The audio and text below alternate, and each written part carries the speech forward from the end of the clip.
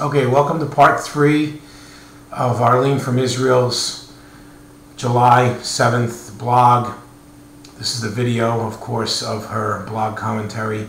I want to thank Berserk Mobile Communications again for sponsoring me. God bless them. It's an unlimited, brand new cell phone service, which is unlimited phone, text messaging, and web access. And a ton of other stuff as well, which I'll get to at the end of this video, considering I'm almost done with her blog on this part 3 portion of the video. Okay, Arlene from Israel, part 3, July 7th, 2009. In a fury, our foreign ministry summoned the EU ambassador to Israel, Ramiro Sibran Uzal, to register a protest. The ultimate irony is that the PA economy in Judea and Samaria grew by 5% in 2008. So Europeans are saying the settlements are an issue. But if you look at the facts, the irony is that the PA economy in Judea and Samaria grew by 5% in 2008. While in Gaza during that period there was a decline, and this was of course before the Castellet operation. The very thing that the pro-Palestinian people are screaming about, building in the settlements, in point of fact provides a solid income for Palestinian workers who don't want to see this building stopped. Because what Israel does is they hire the Palestinians to help them build. Now, of course, I would personally have Jews building in Judea and Samaria, but you know, for the menial jobs, digging ditches, and things like this, putting up, pouring concrete, putting up walls, roofing, and stuff like this. They're hiring Palestinians to do the work, Israeli Arabs to do the work. So this is, supporting the economy of the Arab economy. They're ridiculous, but this is what we get with the Obama administration, and of course the far from right-wing administration in Israel. Okay, the Israeli government sources said that the charge that the Jews are to blame for Europeans having to give their money to the Palestinians borders on anti-Semitism, and Arlene and I also concur.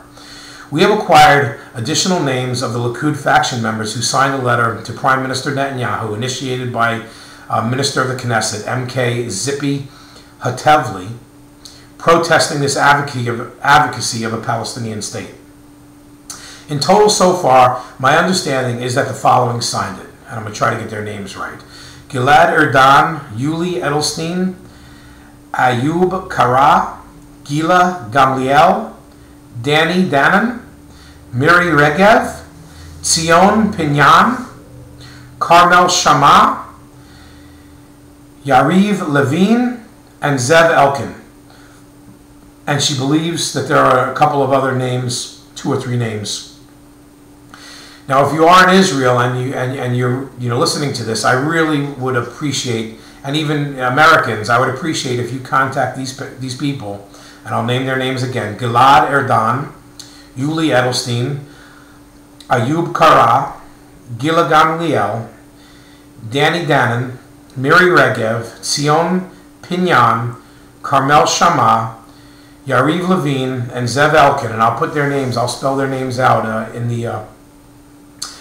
the commentary for these videos, so you can contact them through the Knesset and thank them, for their support of this ridiculous thing called a Palestinian state, which there is a Palestinian state, ladies and gentlemen. It's called Jordan.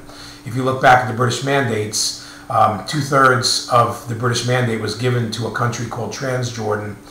So this is the Palestinian state. It's Transjordan. Jordan is the Palestinian state, and then 1/3 was given to Israel, and that wasn't acceptable for the Arabs. They want more. They basically want all of it. If you really want to understand the way they think, this peace process is just it's ridiculous. Okay, but Arlene does ask, I remain most curious as to why top-tier Likud right-wingers such as Benny Begin and Moshe Yalon stand with regard to this letter, and she has not abandoned attempts to find out more as to why they haven't signed. Now, she puts a good news corner, which is always nice to have some good news. An Israeli company, Beyond Vax Pharmaceuticals, I guess for you traders out there, this might be something to look into, is developing a universal flu vaccine that would be effective against any flu, including pandemics such as the swine flu, for a period of 5 years. The company is BioNvax Pharmaceuticals, BIONDVAX Pharmaceuticals, and the clinical trials are about to begin. So that leaves us with Arlene's blog. I want to thank you very much. Again, we're going to thank, of course, Berserk Mobile. Thank you so much, Berserk, for sponsoring me with these videos. Berserk is a new global unlimited cell phone. It's available in the United States, Canada, and Australia. Berserk has a 40-nation coverage, unlimited global coverage to 40 nations, as well as unlimited internet access, text messaging, 100 channels of television, as well as a 3 to 4 minute download of a 2-hour high-definition movie, which is extremely fast. Also, a 6-person conference call, video conference calls available on their phones. So Berserk is basically a new leader in global cell phone communications. I strongly urge you get involved with Berserk, as it is supporting our efforts here and Jewish bloggers.